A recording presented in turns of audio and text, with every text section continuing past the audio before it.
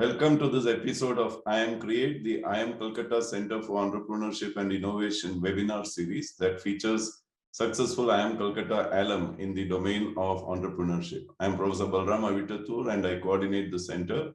Entrepreneurial ventures launched by IIM Calcutta alumni have had substantial impact in India and around the world, creating millions of jobs with sizable revenues to spur economic and social development. The IIMCreate channel celebrates their achievements and accomplishments. Our guest today is Srikant Sastri, Chairman of the Board at IIM Calcutta Innovation Park. Srikant is a graduate of IIT Kanpur and IIM Calcutta and is a rare combination of founder, investor, and educator. He is a serial entrepreneur, the co-founder of Crayon Data, a renowned author, and a visiting faculty at Ashoka University. Currently, Srikant is the president of the Delhi NCR chapter of TIE, a global non-profit that supports entrepreneurs. He is also an advisor to various startups and incubators. He is widely known as a mentor on a mission. He was awarded the IIM Calcutta Distinguished Alumnus Award for his significant contributions to entrepreneurship. Our immense pleasure to welcome Mr. Srikant to this episode. With me are Dr. Shubhranshu Sanyal, CEO of IIMC Innovation Park, and Mr. Krishna Sankhi, MBA 2 and President of the IIMC ECell. I will start off with a question on Srikant's journey as an entrepreneur. So could you please describe your journey as an entrepreneur and subsequently as a mentor and evangelist of startups? Sure, Balram. First of all, thank you very much. It's a pleasure to be part of this series. So my entrepreneurship journey began in the 1990s when the terms startup, venture capital, etc. were quite unknown in India. My campus job was at Ponds Unilever from IIM Cal. It was the prized day one job, top job. It's the highest paying job on campus. So after a few years, when I decided to chuck up MNC jobs and become an entrepreneur, everyone thought I was mad because in those days, entrepreneurship was completely unknown, and to give up a secure MNC job, a blue chip job was unheard of. But I had what I call as a kida to be my own boss. And that's why I decided to become an entrepreneur. And I and my co-founders, we spotted an interesting opportunity. 1990s was when the first wave of tech global companies were coming to India. HP, Microsoft, Cisco, Intel, Oracle, etc. They all came with small teams, but with big ambitions. And we knew that they would need help. So we set up my first company. It was called Solutions Integrated Marketing, to be the one-stop place where they could come for every form of sales, marketing, support. So we would help these companies set up distribution channels, launch products, manage their CRM programs, manage their customer support, manage their digital marketing, what have you. We started very, very bootstrapped. I and my co-founders withdrew all our savings, withdrew money from our provident fund, sold my car, maxed out 5 credit cards, and we started with a glorious capital of 15 lakhs and set up 6 offices with 30 employees on day one. So when I look back, it was foolhardy to do something with such limited budgets. But the gamble initially seemed to pay off. But a couple of years down the line, we ran through many rough patches. I would not be wrong in saying that there was a day when I was down to my last 10 rupees in my wallet, 0 money in the bank, and 5 credit cards maxed out. But finally, luck, persistence, everything paid off. And to cut a long story short, by 2005 and 6, I had 2 businesses. One was a large marketing services company. We were the biggest in India and Southeast Asia, working for every blue chip tech company. My second was a temp staffing company focused on Salesforce contracting. We had 15,000 people on our rolls, contracted out as salespeople to ICICI Bank, Unilever, Vodafone, etc. So 2 businesses. But between 2006 and 10, decided to sell both these businesses to multinationals. The first business was sold to the French group called the Publicis Group. The second business was sold to a Dutch group called the Randstad Group. So by 2010, I had exited both businesses. After that, I stayed on for a couple of years with the French group, the Publicis Group, as India chairperson, but quickly became a co-founder of my third startup with my IMC classmate, Suresh Shankar, and we set up Crayon Data, a big data and AI-based product company out of Singapore. He runs the business. I was involved full-time for a few years. Now I'm a board member. So that's my third venture. But today, I spend most of my time doing other things. I got into evangelizing entrepreneurship and mentoring in a very big way because I just felt that rather than limiting my time and energy to one company, I would personally have a lot more fun by mentoring and being involved with many more companies. So that was one selfish reason. At the same time, I also felt genuinely that India needs many more entrepreneurs, which is why going out to colleges and incubators and encouraging young people to become entrepreneurs rather than job seekers became an important mission for me. So now I do a combination of things. I mentor, I evangelize, I teach, and I actively do some angel investing also occasionally. So that's a mix of things I do. So that's been my journey from the time I left IIM Calcutta, Balram. Thank you. Nice to hear all this. I now hand over to Shubhranshu. Thanks, Professor Balram. Uh, Srikant, that's really interesting journey, and I like the word mentor on mission. And that is definitely a big need in our ecosystem, that people need very good mentors. So, Srikant, as you know, that we work with large number of youth across multiple states. Primarily, our primary focus area is East and Northeast states. And one big challenge that we see is that who wants to be the entrepreneur, right? Like so we try to motivate them to take up entrepreneurship. But one question that comes up, that is it the right time? Okay, are we prepared? So people are lost in this, answering these questions, and they are not, cannot decide, cannot make up their mind whether to take the plunge or not. On the other hand, we see so many success stories coming up from India, like more than 100 unicorns are there. And definitely it seems that the prospect of somebody trying their new venture is definitely better than what it was earlier. So I would request your thoughts on it. That is it a good time to be an entrepreneur now, and why do you think so? So I think this is a great question. At every college I go to, every time I meet a group of youth, I tell them that there's no better time than this to be an entrepreneur, especially in India.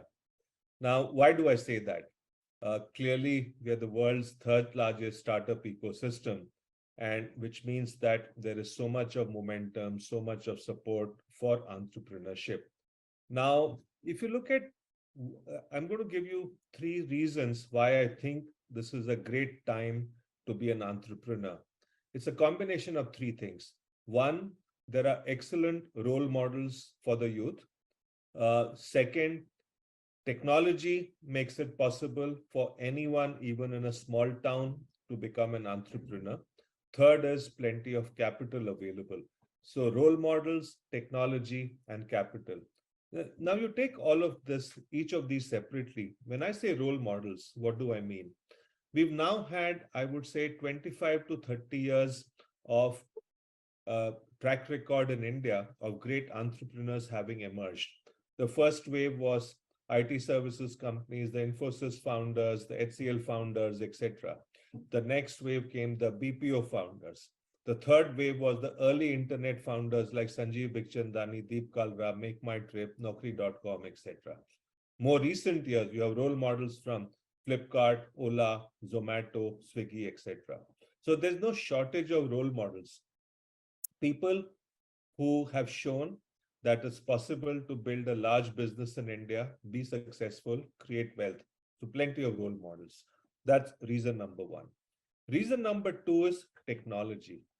If you look at what's happening is India is in a vantage position thanks to technologies like cloud, because of which you can create software products for the world, deliver it remotely. Our expertise in areas like AI, computer vision, IoT, again, and a large base of talented manpower makes it possible for us to build great products out of India. So that's the technology reason. Third is capital. The amount of capital flowing into India, into startups, is literally unlimited. And therefore, the confluence of all three things, role models, technology, capital, makes it the perfect time. And there's another big reason, which very few countries have. India is not just a large market, so you don't have to go looking outside India for a market. There's a large market here. But more important, India is a difficult market. So if you learn to do business here, you can do it anywhere in the world. It's like saying if you can drive a car on the roads of India, you can drive a car anywhere in the world, because India puts you through a difficult test bed. You become adults suddenly as an entrepreneur. And that makes you a very, very sturdy and hardened entrepreneur who can go anywhere in the world. So for all three reasons, this is why I believe this is the right time for young people to consider being entrepreneurs and make that their career goal, actually. Yeah, thanks, Srikant. I think this is a great uh, argument, and I think the youngsters should consider all this, all the logic that you have presented. And I definitely use this when I talk to the young entrepreneur to motivate them. Now, let us look at the other dimension, students, right? Uh, if I look at the students even from IIMs, IIM Calcutta or any other IIMs, definitely these are the best students in our country, the best brains in our country. But if you look at the percentage of students taking up entrepreneurship right from the campus, not like opting out of placements, that percentage is very low, right? So this is something which is always like a puzzle, that why is it so? And when we look at it, we figure out that there are a lot of pressures and challenges that the students have. For example, pressure from the family. Then there is a pressure to earn money. So there is a loan. So there are multiple challenges that they have, and maybe because of all this, they don't have the courage to dream big and take that kind of risk, right? So how do we solve this? Like, what is your take on this challenge? Because unless we build pipeline from this level, uh, these are the best brains. The other startup ecosystem in India will not get the full benefit of the potential that is there. So what is your take on it, Srikant? Yeah. So I would say there are several ways of solving this. One is that it's not surprising that MBAs graduating from IIM Calcutta are reluctant to become entrepreneurs from day one, because they have peer pressure that other people are taking up high paying jobs and you feel the pressure of having to do the same yourself. There's family pressure. A lot of families would tell their kids, you studied for many years, बहुत पढ़ाई कर ली, अब जाके नौकरी करो, start earning money. There are loans that they have to repay. So those are all very perfectly valid reasons. In addition, if you don't have work experience when you come into IMC, you need some real life work experience also to gain the confidence for being an entrepreneur. You may want to build domain expertise in a certain field. So all those are great reasons. And for these reasons, I would actually say that in many cases, it's good to work for 3-4 years, save up some money, get some experience, have the confidence to then become an entrepreneur. That said, I don't think that's the only path to follow. That's a good path to follow for many people. But for those who already come with some work experience, you could probably do it faster. So the only thing that stops you is peer pressure, family pressure, and the need for money. Here I'm going to say something radical, and I've been telling this to a few other colleges and incubators also.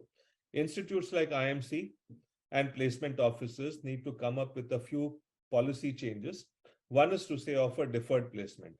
Go out and do entrepreneurship for a couple of years. If you don't succeed, don't like it, come back. We will bring you back into the placement program. That will give you the confidence. Another idea is to talk to investors and VCs. Tell them, come and meet our MBA 2 students who are graduating this year. These 10 students or 20 students have great venture idea. If you decide to invest in them, we would also request you to fund their student loan component so that the loan gets repaid immediately also. So if you do these three things, I think a combination of these three methods will allow you to get many more students becoming entrepreneurs sooner than later. Having said that, I would also say that if for many students who are best equipped to become entrepreneurs after 3 years, that does not mean that you start thinking about it 3 years later. You can start thinking about it now. You can start preparing it for it now. Just because you're delaying it by 3 years, it's not a binary 0-1. You suddenly don't go from zero entrepreneurship to entrepreneurship equal to 1 3 years later. It's a path. You can start learning things. You can start immersing yourself. You could become a part-time gig work intern during your weekends with a startup, gain some experience. So there are many things you can do even in those 2-3 years to prepare yourself to eventually becoming a full-time entrepreneur. So I think, Shubhranshu, to answer your question, I don't think it's one answer to fix this problem. It's a combination of these 3-4 things that I said. Changes in the institute's placement policy to offer deferred placement, encouraging VCs to take over student loans, and then the students with work experience to start sooner rather than later, and freshers with no work experience who, rather than say, look, I'll think about it 3 years later, start thinking about it now, start preparing for itself now. And the combination of these three methods will give you a lot more pipeline of early stage entrepreneurs, honestly. That's a great suggestion, Srikant. Yes. Yeah. So now let me hand over to our student representative, Krishna, because now this nicely connects to what he is thinking. So Krishna, over to you. Thank you, sir. First of all, thanks to CEI for having me in this wonderful session. Such an insightful, discussions are going on. So, Shrikant sir, from being a student and also from behalf of my fellow students, I have some questions in my mind that are related, to the student body. So basically, how a student can prepare themselves for becoming an entrepreneur a few years down the line, maybe, and does the risk of failure hold young people back? So. Yeah. No, great question. And I can imagine that these are natural questions to students to have in their mind.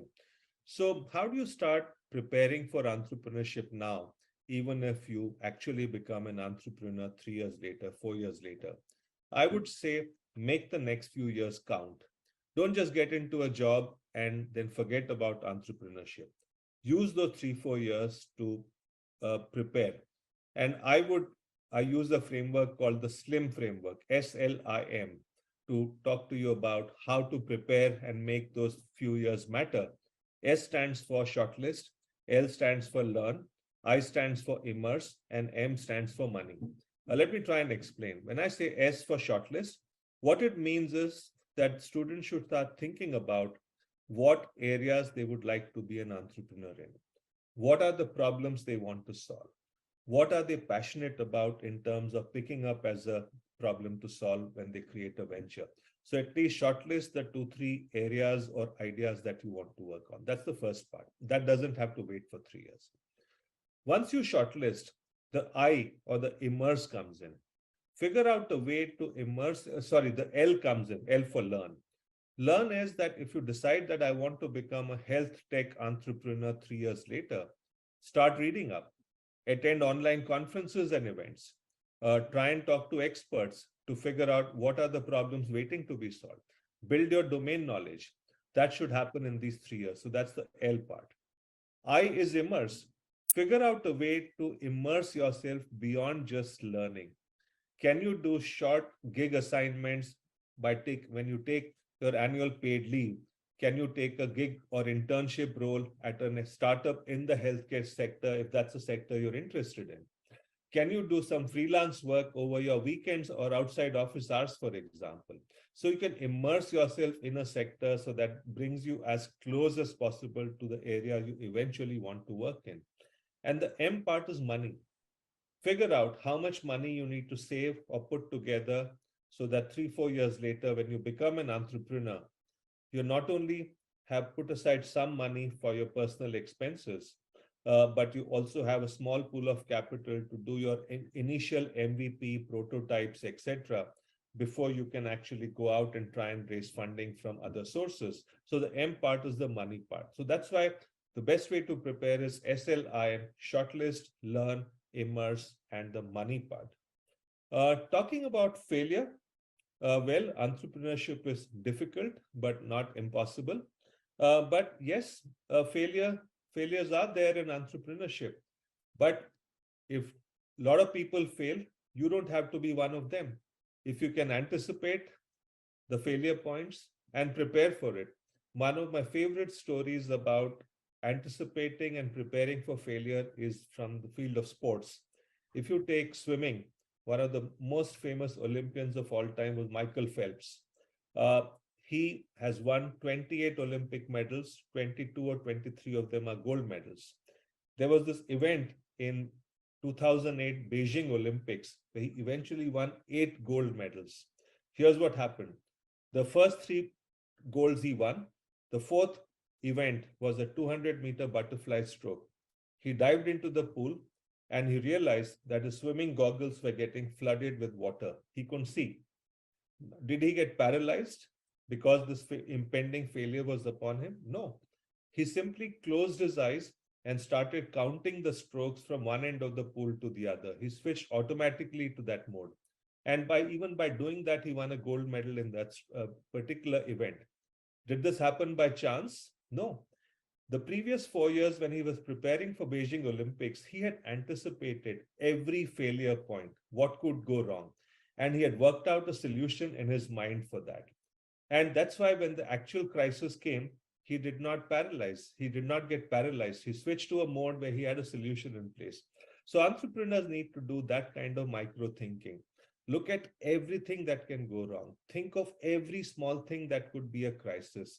Figure out the what if this happens, what will I do kind of answer. If you do that, you can anticipate and prepare for failure. I call it that this is about being paranoid. It's called healthy paranoia. You can't be complacent and chilled out saying everything will go right. You need healthy paranoia to say what can go wrong, how can I prepare for it?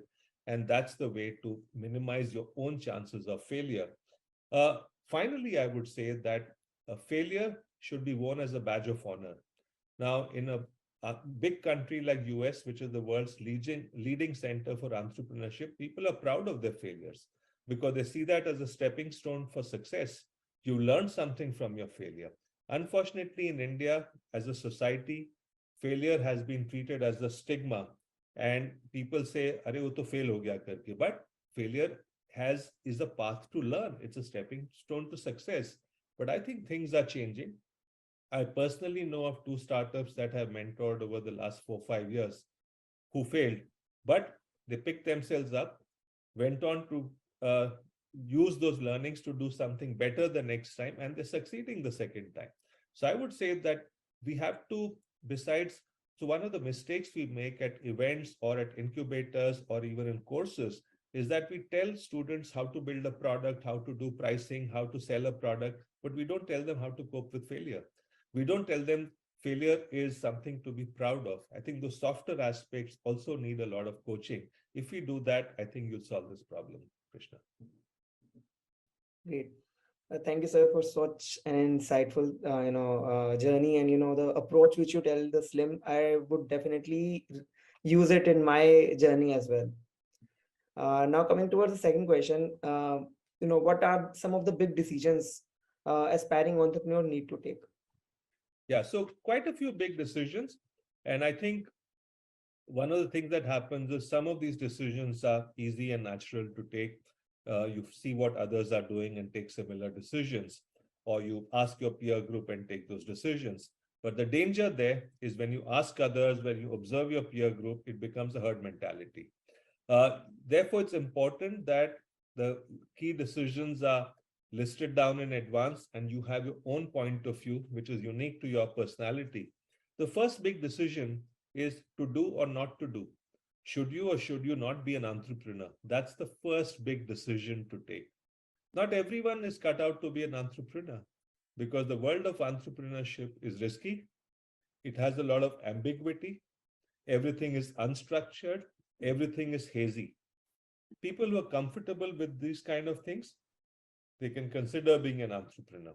But people who want a very structured environment, who want fixed working hours, who want a salary at the end of the month on 30th, they're not cut out to be entrepreneurs. So I think the first decision to take is, should I or should I not consider being an entrepreneur? That's decision number one. Once you decide to go down the path of being an entrepreneur, one of the other big decisions is, should I do it alone or should I do it with co-founders? Very important decision. And while there are successful individual founders like Elon Musk or Mark Zuckerberg or Jeff Bezos, but the equal number of multi-founder startups, Google, for example, Microsoft, for example, where there were multiple co-founders. While there are both kinds of situations where you can see success, but the reality is that in today's world, because the pace of change is so fast, it's usually advisable to have more than one founder in your team. So you need to get, second decision that you need to take is, should I do it alone or should I do it a co-founder? And if I do it with co-founders, who should I do it with? Who has complementary skills? Who do I have the right chemistry with? So that's the second decision. The third one is, should I do it bootstrap or should I raise funding? The natural tendency for people is to say, yeah, Economic Times I have read or CNBC I've read so-and-so has raised $10 million of funding. So I also want to go down that path. But that's not the only path to follow. There are equal number of examples, and two great examples are Zerodha and Zoho. I don't know whether Z is the common factor with those. So if you want to be bootstrapped, maybe you should start your company with an alphabet Z. But going bootstrap has several advantages. You learn to be frugal. You own 100% of the company and you manage your money much better. When funding comes very easily, the good thing is money allows you to do many things, but you become very, very luxurious in terms of the way you spend money. Also, you're careless about how you spend money, and therefore you don't build a business that is fundamentally healthy. But I'm not saying that's the only way to go. There are many middle paths also. So should I be bootstrapped? Should I raise a lot of funding? Should I raise limited amount of funding? That's the other decision to take. The next decision to take is, should I stay small or should I scale up? If you listen to VCs speaking at conferences, they will all talk of scale up, scale up, scale up. But is that necessary for everyone? No. If you're an entrepreneur who's happy building a nice business, which is not billions of dollars worth, there's nothing wrong with it. As long as you're solving an interesting problem for some customers or some audiences, and it makes you happy, gives you a reasonable amount of money, why not? So not getting carried away by VCs who are pushing you to scale up, or deciding yourself that, no, I don't want to scale up, that's the other decision to take. So these are some of the big decisions. Ultimately, answers to all of these lie within yourself. It's about what you want, what your goals in life are, what your ambition in life is. If you want to become a billionaire, you'll need to build a large business. But if you want to go out and make a contribution to the city or state or district or village that you come from, you don't need to build a scale-up business. You need to do some good work. It's all boils down to what your personal goals and priorities are, honestly.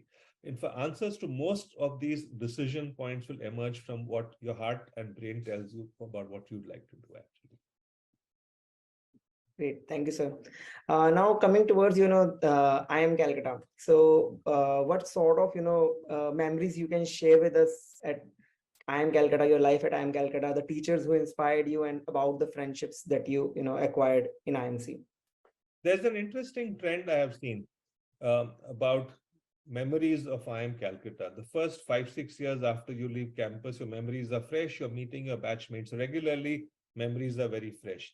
Then when you become in the middle, busy with your career and family, somewhere IIM Calcutta fades from your memory. And as you get older and you start having your batch reunions on campus, 15th year, 25th year, 30th year reunion, again, those memories start coming back. So in our case, I fall in the third category, where we've had multiple reunions on campus. If our children are grown up, we meet our batchmates more often. And in my case, I come to IMC very often also. So here's some of what my memories are that unlike IIT, where I focus more on extracurricular activities, I consciously came to IMC with a focus on academics because I knew I wanted to learn marketing and finance. So I was called one of the bigger magoos of the batch, and I had no compunctions about it because I came to IMC with an intention to learn, unlike my trip at IIT Kanpur. So I enjoyed my maths and finance courses, marketing and finance courses thoroughly. Finance 101 course, Finance 1 course was the course that stood me in good stead through my career when I ran my business. Every time I would spend a rupee on behalf of the company. In my mind, I knew what was debit and what was credit, for example. And I could read, I was always on top of the balance sheet and P&L, etc. So finance, my solid grounding happened on campus, and I'm eternally grateful. Ditto for marketing. Some of the best courses that I remember from campus are our product management and advanced product management course. We had an excellent visiting faculty who was a Hindustan Lever executive from those. So those were some of my courses that were memorable. And then, yes, you make lifelong friends. So 2 examples. My wife is my batchmate from IMC. So that is a memory from IIM Cal. My co-founder of Crayon Data is again my classmate from IIM Cal. And that, therefore, you can see how enduring the legacy of IIM Calcutta is in terms of what we've done. And by the way, our batch created this year a beautiful, while we were on campus, every year, each batch used to create a yearbook. All of us retained those copies.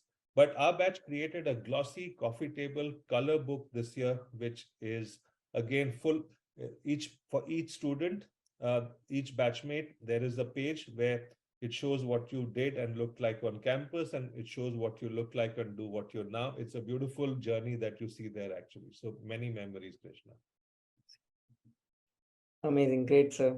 That was really great, sharing those insights and how currently, the memories are coming up again and again, and you are reliving those memories again. Thank you. Thank you, Balram sir. I'm done from. Wonderful. It was really great having you, Srikant. Really valuable insights on entrepreneurship. We are sure our students and alumni will benefit tremendously from these insights. We are very proud of you as our alumnus, and on behalf of CEI and IIM Calcutta, I wish to thank you for being our guest today and wish you all the best. Thank you.